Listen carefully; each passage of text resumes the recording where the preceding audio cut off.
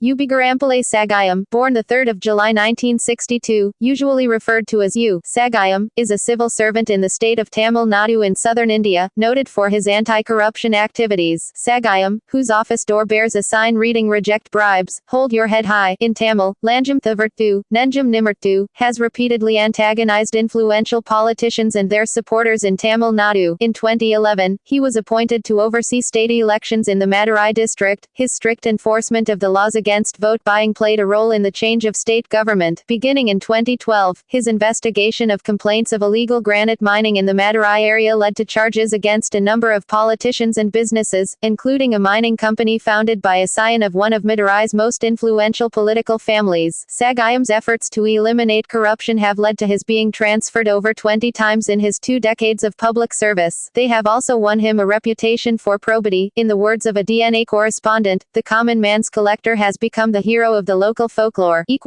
Early life and education. Sagayam is the youngest of 5 sons of a farmer from Perunchunai village, Pudukottai, Tamil Nadu. He attended a Tamil medium Panchayat elementary school and then a government higher secondary school at Elipatti. He eventually received master's degrees in social work and in law. Career. Sagayam passed the civil service examination, but was not chosen as an officer in the Indian Administrative Service (IAS). He then took the Tamil Nadu Public Service Commission exams. This allowed him to join the IAS in 1991 as subdivisional magistrate of the city of Udakamand, aka Oti. In Oti, Sagayam became embroiled in a dispute with the district collector, whom he accused of favoritism toward the operators of large tea estates. Sagayam was relieved of his post and transferred to another. By 2000, Sagayam was additional district magistrate in Kanchipuram. There, he closed the Pepsi bottling plant and forbade the sale of its output after dirt was found in several bottles. He also took on the so-called sand mafia, responsible for unauthorized mining of sand from the bed of the Palar River, a practice that increases erosion and the incidence of flooding. Sagayam ordered a halt to dredging, and declined to rescind his order despite threats of physical violence. In 2004, Sagayam, now working as Deputy Commissioner of Civil Supplies in Chennai, discovered that subsidized gas cylinders intended for domestic use were being illegally used by restaurants. He confiscated 5,000 such cylinders. By 2009, Sagayam had been named District Collector of the Namakkal district. In that year, he posted details of his personal assets, a bank balance of Rs 7,172 and a house in Madurai, jointly owned with his wife, worth Rs 9 lakh, Rs 900,000, on the district website. Although this information was on file with the government and thus available for public perusal, Sagayam said, he felt that it should be made more visible to the public. In an interview with the Deccan Herald, he stated that the district collector should set an example of honesty for his subordinates, and that actions like his might tend to rehabilitate the tarnished image of civil servants. Sagayam was the first IAS officer in Tamil Nadu to publicize his financial information thus. In Namakkal, Sagayam attempted to reform the village administrative officer (VAO) system. He pursued VAOs who lived in cities, far away from the villages that they were charged with overseeing. When VAOs and local politicians attempted to have Sagayam transferred, over 5,000 villagers protested the transfer attempt, forcing its withdrawal. Madurai.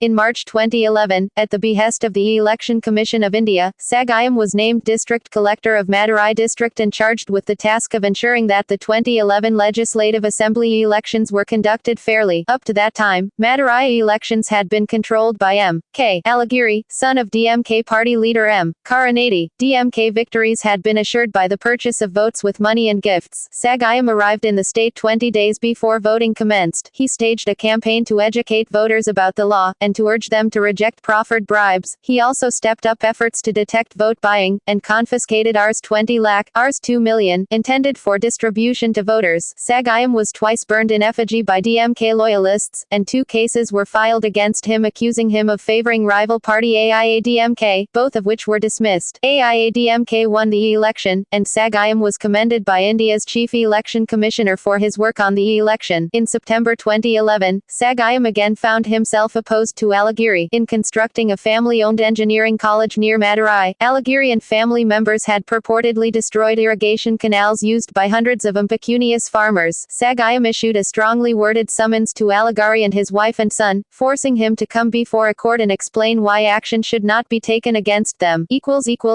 Granite quarrying In May 2012, Sagayam investigated reports of illegal granite quarrying in the vicinity of Madurai. These activities had been noted in 2008 by a Right to Information (RTI) activist. Pursuant to his complaint, the Madras High Court had ordered an inquiry in 2009, but nothing came of it until 2010, when Tamil-language daily newspaper Dinabhumi ran a series of articles, implicating among others Durai Dayanidhi, Alagiri's eldest son. This led to the arrest on specious charges of the RTI activist and the Dinabhumi editor. The issue was brought up in the 2011 elections, and pursued after the AIADMK government was formed. Sagayam's May 2012 report accused several senior officials of collusion with illegal granite miners, and suggested that losses to the state from illegal mining amounted to at least Rs 16,000 crore, Rs 160 billion, and possibly twice that. 4 days later, he was transferred from his position as district collector to a post as managing director of Co-optex, a handloom weavers cooperative in Chennai. Sagayam came into conflict with a superior at Co-optex as well. When a manager at the cooperative was assaulted by members of AIADMK, Sagayam filed a complaint against the assailants, contrary to the wishes of State Textiles Minister S. Gokula Indira. He also refused to provide permanent office space in the cooperative's building to Indira, maintaining that this would interfere with the cooperative's functioning. As a result of this, Sagayam was transferred twice in September 2014, first to the position of Indian Medicine and Homeopathy Commissioner, then, 2 days later, to the vice chairmanship of Science City in Chennai. Although the granite quarrying investigation had languished after Sagayam's transfer, the issue did not die. Sagayam's report was leaked to the press in August 2012, prompting a public outcry that compelled the government to pursue the matter. Under Anshul Mishra, Sagayam's successor as district collector, a number of arrests were made in January 2013. Durai Dayanidhi went into hiding. Several officials, including 2 former Madurai district collectors, were investigated for alleged collusion with illegal granite operations. However, in June 2013, Mishra was transferred, and the investigation again lost all momentum. In July 2014, a citizen activist filed a petition with the Madras High Court, seeking to rekindle the inquiry. In response, the court appointed Sagayam to the post of Special Officer cum Legal Commissioner, charged with the task of investigating all mining operations in Tamil Nadu, and ordered the state government to relieve him of the Science City post. The government attempted to contest the order, maintaining that the investigation was concluded. The court rejected their arguments and, in November 2014, Sagayam was duly appointed. It was suggested, however, that the state government might attempt to limit his investigation to granite operations in the Madurai area, keeping him from looking into sand mining on the beaches and along the rivers of the state.